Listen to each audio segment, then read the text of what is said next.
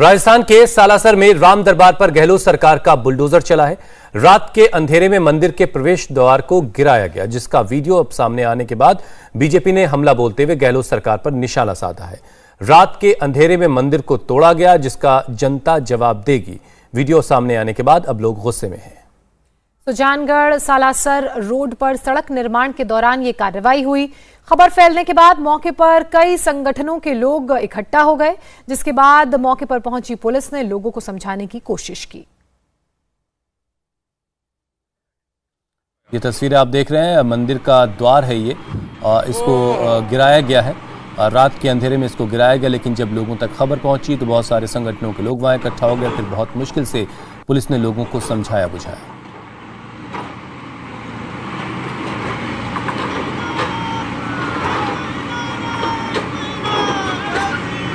सालासर में राम दरबार को गिराए जाने पर बीजेपी हमलावर है।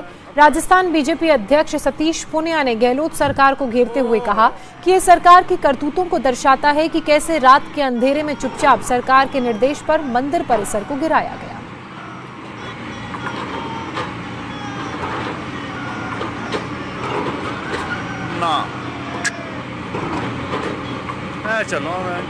डेवलपमेंट से कोई इनकार नहीं करता, लेकिन उसमें उस गेट के ऊपर राम दरबार था और एकदम से उसको बुलडोजर से गिराया जाना, ये आस्था का अपमान है। एक तरफ तो वो लोग हैं जो राम मंदिर का निर्माण करते हैं, एक वो लोग हैं, एक तरफ तो राम मंदिर का निर्माण करने वाले और बुलडोजर चलाने वाले कानून व्यवस्था को ठीक करते हैं। योगी जी यदि बुलडोजर चलाते हैं तो कानून व्यवस्था को ठीक करने के लिए चलाते हैं, और दूसरी तरफ अशोक गहलोत की सरकार है जो राम दरबार को उसी बुलडोजर से गिराती है। तो दोनों में फर्क है, इसलिए सीधे सीधे आस्था पर प्रहार है। उन मूर्तियों को सम्मान के साथ कहीं दूसरी जगह शिफ्ट किया जाना चाहिए था, लेकिन आधी रात को जो निशाचरी करतूत की है अशोक गहलोत की सरकार ने, उससे हिंदुओं की आस्था जो है आहत हुई है।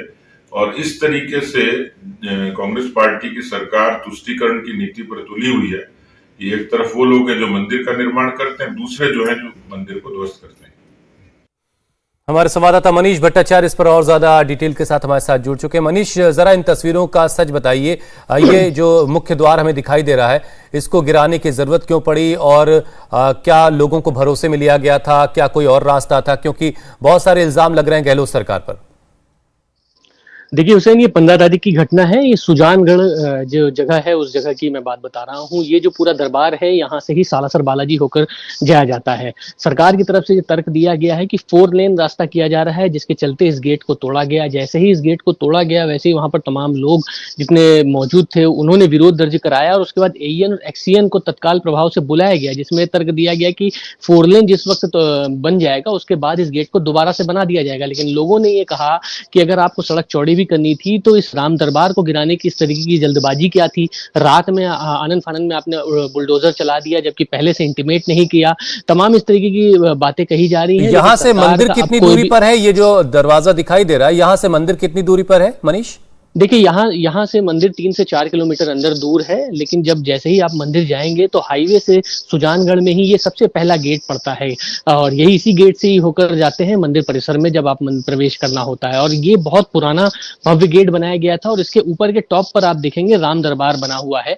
लेकिन सबसे बड़ी जो आपत्ति लोगों ने ये दर्ज कराई है कि आनन फानन में बुलडोजर चलाया क्यों, पहले क्यों नहीं बताया कि इस राम दरबार को तोड़ना है, या पहले उस आस्था का सवाल है उसको हटा दिया जाता, या कोई और भी ऑप्शन लगाया जा सकता था। लेकिन कुल मिला के अब हंगामा बहुत ज्यादा बरपा है और सरकार का कोई भी नुमाइंदा इस पर कुछ भी कहने को तैयार नहीं।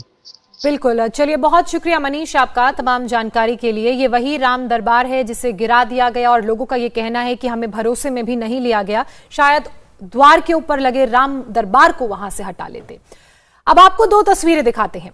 उत्तर प्रदेश में योगी राज में जहां माफियाओं के खिलाफ एक्शन के तहत बुलडोजर चलाया जाता है, तो वहीं राजस्थान की गहलोत सरकार ने राम मंदिर को गिराने के लिए बुलडोजर चलाया है।